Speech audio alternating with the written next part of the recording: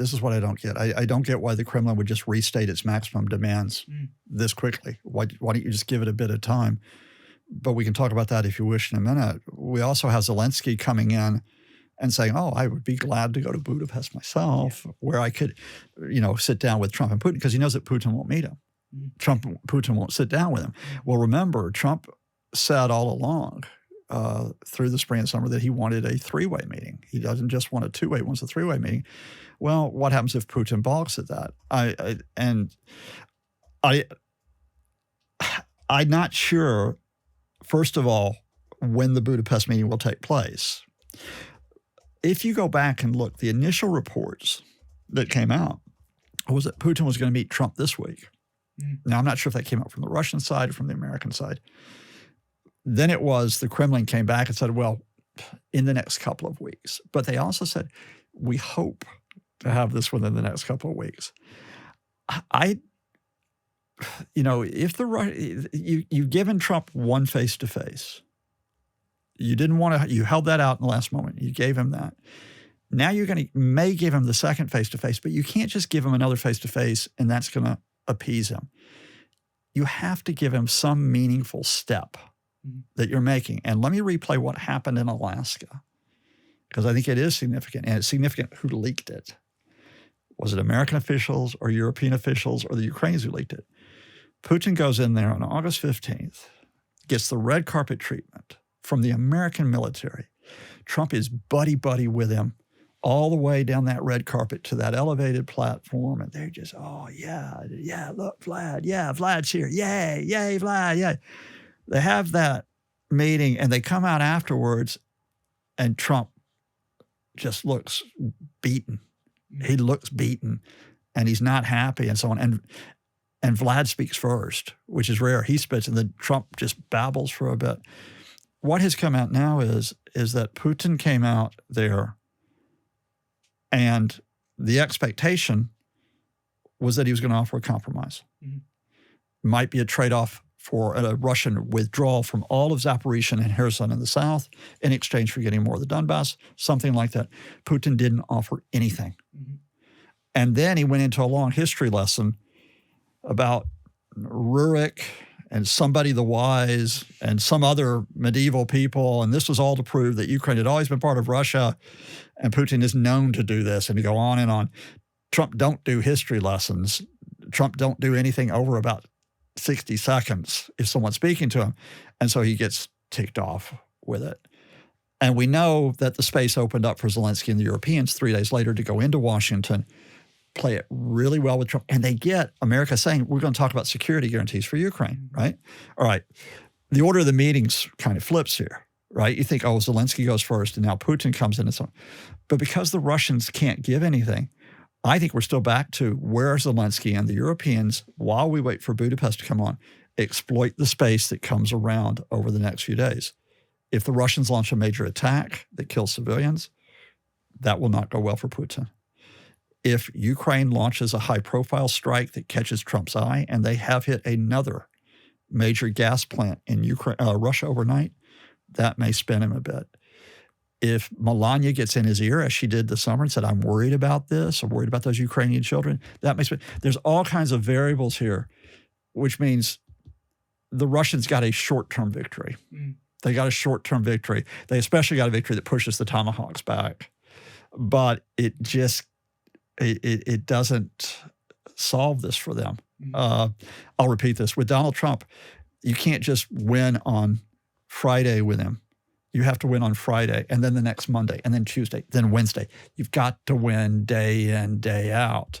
And that means you've got to keep something on Trump, Witkoff, maybe JD, to keep them locked in. And there's others in the Trump administration who don't want that to happen. How do I know that?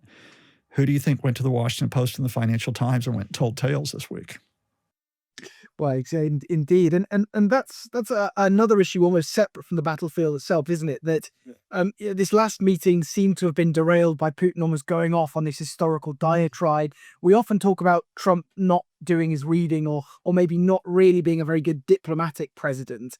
But is there not a stalemate here in that Putin himself maybe doesn't actually have the sort of what it takes to not just repeat that same car crash that seemed to happen in Alaska? I come back to the question I've had since the start of this year, which is the Russians had gotten the U.S. to the table in February. There were no Europeans, there were no Ukraine. There was a freeze on American military aid to Ukraine at that point. There was the possibility that the Americans had cut off intelligence sharing. Everyone in Europe, in fact, the international community was very concerned about this.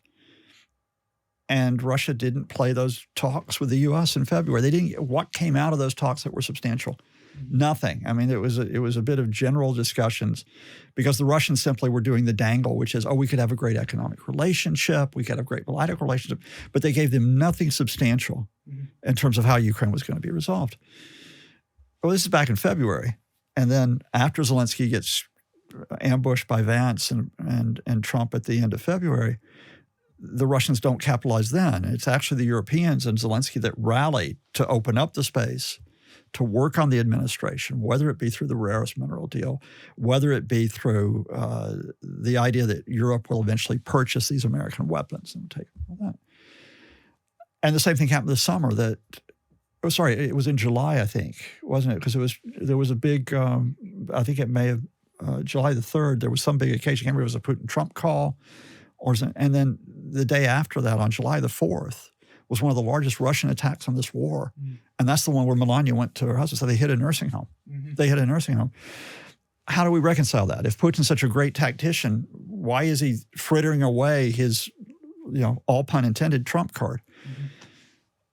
I come back to this, Louis, and it's in that Kremlin spokesman statement today. It's not always lies from the Kremlin.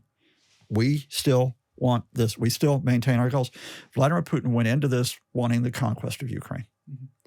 We are now 45 months later, and Vladimir Putin still wants the conquest of Ukraine. He does not want an 80% of Ukraine being free, having a government that he doesn't get to choose, having an economy that he doesn't get to run, having a military that he doesn't get to limit. He doesn't want that.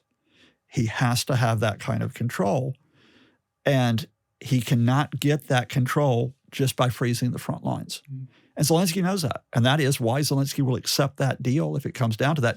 If you have Ukraine having a path to EU, having a path to partnership with Western countries in terms of military development, not necessarily NATO membership, but some type of security guarantee. And if you have Ukraine, which will have the ongoing political relationships where it's part of wider blocs, including the EU. And that Zelensky can accept Russia being in occupation of 20% of Ukrainian territory, a lot of which is very badly damaged and beyond recovery. Putin can't. I think that's the fundamental.